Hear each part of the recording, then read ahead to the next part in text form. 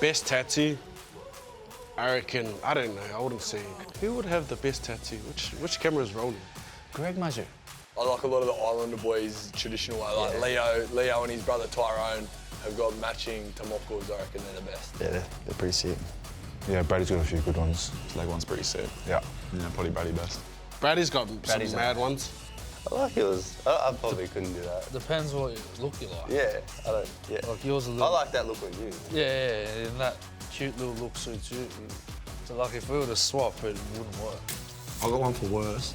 Tyson Gamble's got a pretty bad one on the back of his neck there. It's not great. Tyson Gamble's back tattoos. Oh, that's shocking. Oh, KP's got the worst. Sorry, Kalen, man. I'm not a fan of stickers. Kalen, I'm coming for you, bro. Well, he's got his dog on his shoulder. that's all right. He's got X's and O's on his quad. Yeah, that one's bad. That's it. Yeah. Looks like a home job. He's sponsored by Nike and he's got the tick there. That's not my favourite. That's cash. It's not cash. I like that one. Yeah. Kalen, I love your tattoos, man. They let him see that. Brady's got this one behind his ear. It's a Chinese symbol, and for the first few months, he convinced me that it said honey chicken. It doesn't. There's some very imaginative tattoos there, and Fletcher Sharp joins us here on the couch. Great to have you on the show. We saw a couple of your tattoos. How many have you got? Only a handful. A couple of little, just kind of ones for myself, mum and dad's birthday, stuff like that. Yeah. Nothing too big. Joey, what have you got? You got a couple. Do we remember getting them all? No, not all of them. What one don't you remember getting? Rock and roll. That was in the cross. And someone took the photo and sure enough, front page. What an idiot. Where is it? Where is it? It's on my ribs. I don't know which side. And what's the other one that you don't remember getting? I got one on my foot. I had to get that covered up. What was it? No saying. Oh, my God. Anyway. At least you remember getting all of yours. Okay, that is good news. That is good news. Well, welcome. Great to have you on the show. Talk us through a little bit. Obviously, we know a bit about you. You're Cessnock born and bred. Footy, has it always been something that's just been in your blood from such a young age? Yeah, like you said, growing up in Cessnock, there was not really much else to do. I think I just about played every sport you could think of out there. If it wasn't footy season, I was playing cricket. If it wasn't cricket, I was playing basketball.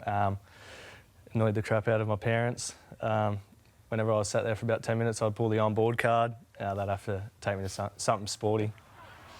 You're a really good cricketer, Fletcher, yeah? You had to sort of choose between rugby league and cricket? I wouldn't say really good. I tried my luck. The Mayo was your talent. I enjoyed it.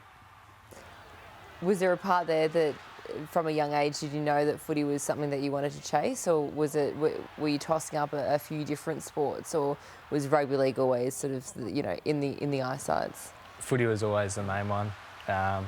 Something that caught my eye from a young age. I used to watch every single game from as long as I can remember really.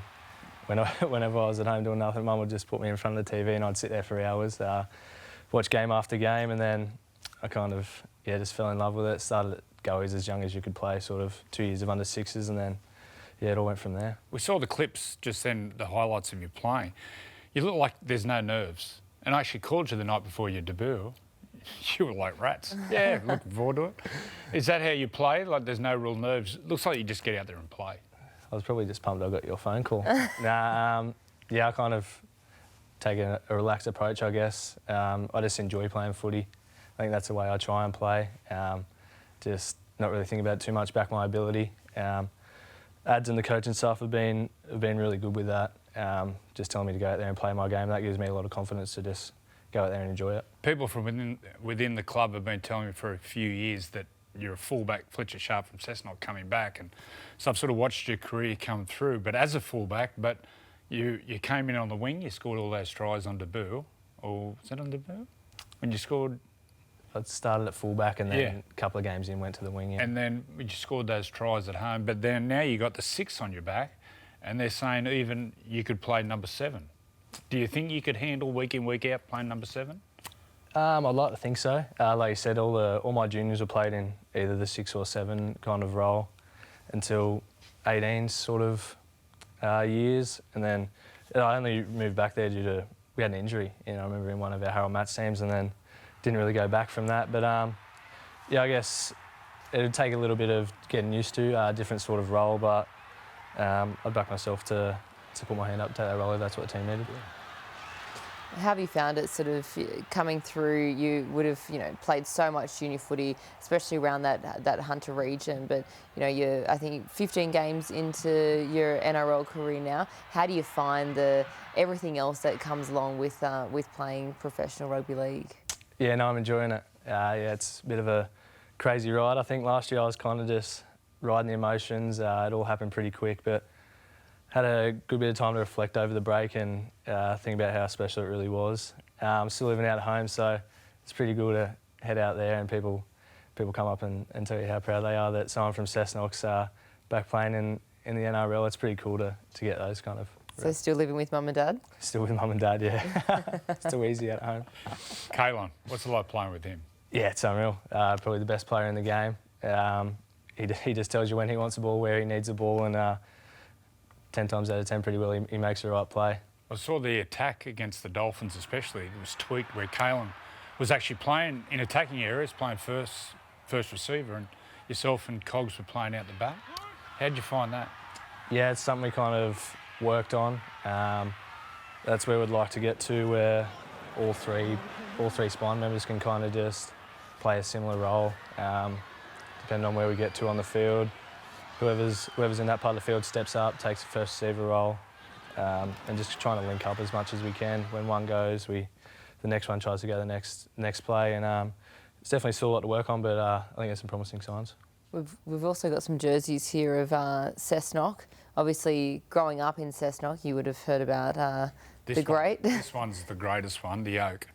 I remember, like growing up, I was ball boy for Cessnock for sort of 6-7 years, and the Oak one was just iconic. Oh, there's in the backyard. There you go. It's in 10 South Avenue. I probably shouldn't say where mum and dad live. Well, everyone knows anyway. They still live in that house. Oh, really? Yeah, which is, it's a really iconic jersey, the Oak one. Yeah, no, it's pretty cool. Actually, given it to me off my uncle. Oh, yeah? Yeah, he reckons he played in the 7 jersey, but I don't know. I don't know, to tell you the truth. Well, in those days, growing up in Cessnock, your heroes were the guys that played for Cessnock, not in the Winfield Cup, it was called then. There's some Cessnock greats. Now, pretty much everyone other than Billy Peden represented Australia, and Don Schofield, Dave Parkinson, George Amber and Frank Seymour, they represented Australia from Cessnock. Billy Peden, incredible player, won 2 grand finals, one playing lock, scored 2 tries in 2001, and the 97 grand final he started hooker. Not many people realise that. Yeah. Win 2 grand finals at 2 different positions. Did you know much of the history of the players who had come through Cessnock to make it in rugby league? Yeah, it's always kind of talked about out there. Pretty proud community, so let most people know if they've come from Cessnock that that's where they're from.